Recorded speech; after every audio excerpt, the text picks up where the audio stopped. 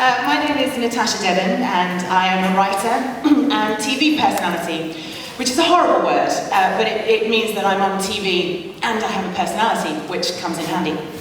And when I'm not doing that, I run a campaign called Body Gossip. And what we do at Body Gossip is we invite every single person in the whole of the UK to write something, an opinion, a thought, a story that relates in some way to body image, and to send it to our website. We get stories from people from all over the country, people different shapes, sizes, ages, races, men, women, children, telling us what it's like to be them. Everything from, the things that you'd expect. I say body image to you, you think diet and exercise, and people do write to us about that. But they also write to us about the things that perhaps you wouldn't immediately jump to. So they write to us about pregnancy and illness and injury and sport and disability and ethnicity. All these things which are in some way related to bodies.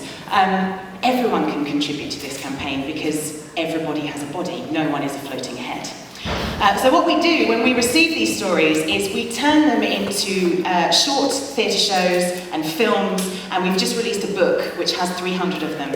And we work with a celebrity cast in order to do that. So we work with Gok Wan, obviously, because he's Mr. Body Confidence, and apparently I look a bit like his sister, which is lovely. And we also work with Alicia Dixon, Jermaine Defoe, the England footballer, and yesterday I got a call from the people that represent Nicole Scherzinger, which made me do a little wee. And she wants to be involved, so that's brilliant. And the point of us doing that is that we live in a culture, we're obsessed with body image. We talk about body image all the time, but we don't talk about it in the right way. We've kind of created this Victorian freak show, kind of let's point and laugh at people who represent an extreme type culture. So we're very obsessed with people who are either morbidly obese or nearly dead because they've starved themselves, or they've had plastic surgery that's gone wrong, and they've got a gym addiction. And we turn these into documentaries, and they go on BBC Three, and we sit and we turn these people into light entertainment, and it's never really someone that we can relate to. The vast majority of the people in this room can relate to. But there's all these people in the middle who traditionally haven't been given a voice. So you might have a body image thought or opinion or a story that you want to share, and traditionally you haven't been allowed to do that. So what we're doing is we're turning a spotlight on the whole of the UK and saying, tell us what it's like to be you, and your story is important, and it's so important that Gok Wan will perform it. That's the point of Body Gossip. And the other part of what we do is that we teach self-esteem classes in schools and colleges all over the UK. That's because I think it's particularly important to get young people thinking about the relationship between their body and their mind. And the reason that I think that that's so important is because of what happened to me, which I'm going to share with you briefly. So I'd like you to imagine, if you will, me age 17, which was 14 years ago. I know, I'm 31, it's so difficult to believe. I got ID'd for wine yesterday. I'd had ID on me, but I just stood there and went, I'm 31. No, I'm 31. Just stared her down. It's a great technique if you are underage. When I was 17, I was very, very different from how I am now. My mother was a catwalk model back in the 70s, and she was and continues to be very beautiful and glamorous and elegant. And you know how when you're a teenager, you would rather die than be anything like your parents, because you haven't reconciled yourself to the inevitability that you will turn into them. So I said, well, fine, I'm not going to be beautiful and glamorous and elegant. I'm going to be really, really clever, just to annoy you. So my mum always tells the story at dinner parties, which is slightly exaggerated and very embarrassing, about how she used to come into my room and say, Tash, for God's sake, will you stop reading and put some lip gloss on and go out and get drunk and snog boys? Will you just be normal? And I'd say, no, Mother, I'm reading The Tempest, go away. So that was me, and I wanted to be Prime Minister. That was what I was going to do when I grew up. And I grew up in Essex, she says apologetically, but not good Essex, not Towie, oh shut up Essex. I grew up in posh Essex, in a very small village near Stansted Airport called Ugly. You couldn't write this stuff. I'm an ugly girl who now runs a body image campaign. It was quite isolated. And then just before I went to university, I moved to London, where I now live, where we are today. And suddenly became aware there's all these people, and they're different colours and shapes and sizes, and they've all got their own look going on. And I thought, this is amazing. You could be on the tube with a shoe on your head and no one would care. And I started to get into fashion and glamour and sort of discover my love for that. And one day I was walking down Oxford Street and I was scouted by a model agent. Who over the course of, when you consider I wanted to be Prime Minister, actually not very much time, about 2 weeks, managed to convince me that all this stuff I was doing at school, working hard, I didn't actually need to do that. All I needed to do was stand there and look nice, and everything I'd ever wanted would be mine. And I would travel all over the world and look fabulous in couture, and everyone would adore me. So that became my new ambition. And very, very quickly, because I was in an environment where people, a lot of people, 90% of the people I would say, were not being very kind to themselves in order to look the way that they did, I developed an eating disorder. And it's an eating disorder that I had for 8 years. My modelling career lasted for 3 years, and my eating disorder lasted for 8 years. And at the end of that 8 years, I looked back at my life and I thought, how has this happened? How did I go from a 17-year-old girl who didn't care how she looked and wanted to be Prime Minister to a 26-year-old failed model with bulimia and depression? How has this happened?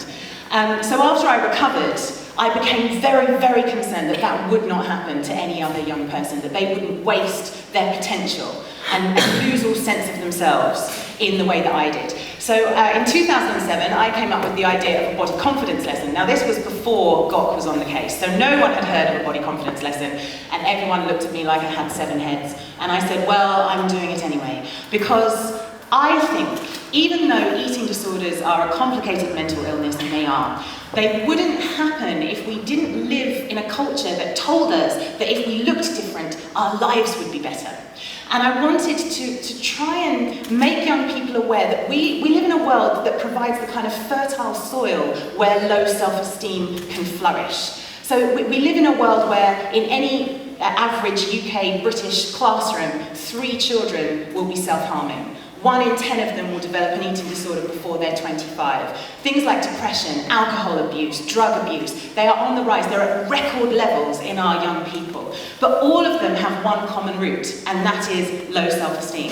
So I wanted to create a lesson which allowed young people to be the best version of themselves, to say, this is me, this is what I'm good at, and I'm going to be proud of that. I'm not going to apologise for that. Obviously, I don't walk into classrooms and say, don't wear makeup, don't do anything interesting with your hair, have no interest in fashion, because that would be massively hypocritical.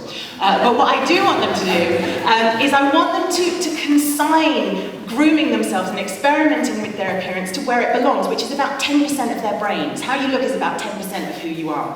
And if they do experiment with their bodies, which they're perfectly entitled to do because it's their bodies, they should do it because it's fun. And because they're experimenting, not out of a place of insecurity, not because they think, I can't walk outside the front door unless I look a certain way. So I came up with this idea in 2007, and since then I've worked with about 13,000 young people from schools and colleges from all over the country. And this has become the Body Gossip education program.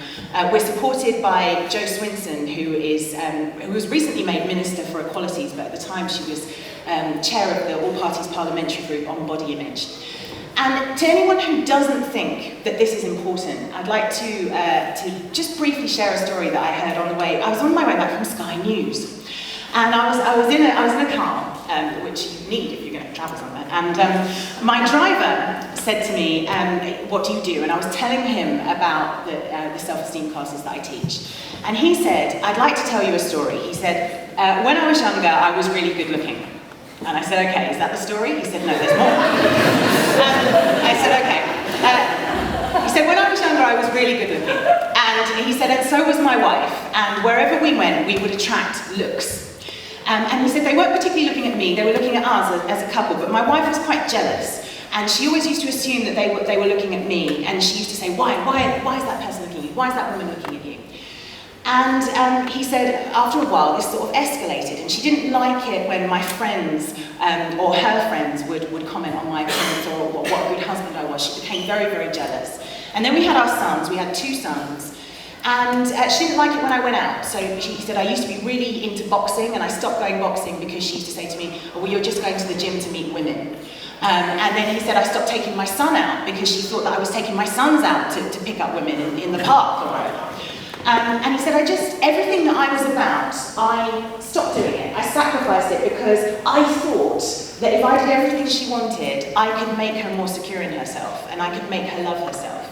And he said, after 30 years of marriage, I realised that there was nothing that I could do that would make her love herself. That if you love yourself, it has to come from within. And I realised I was fighting a losing battle. And not only would I never change her, but everything that made me who I was, I had changed. So he said, we're now getting a divorce, and my 2 sons are devastated, and so am I, and it's affected our family. So that's 4 people's lives that have been affected by her low self-esteem. So he said, if anyone ever tries to tell you that what you do is not important, that it's a fluffy subject, Michael Gove. If anybody ever tries to tell you that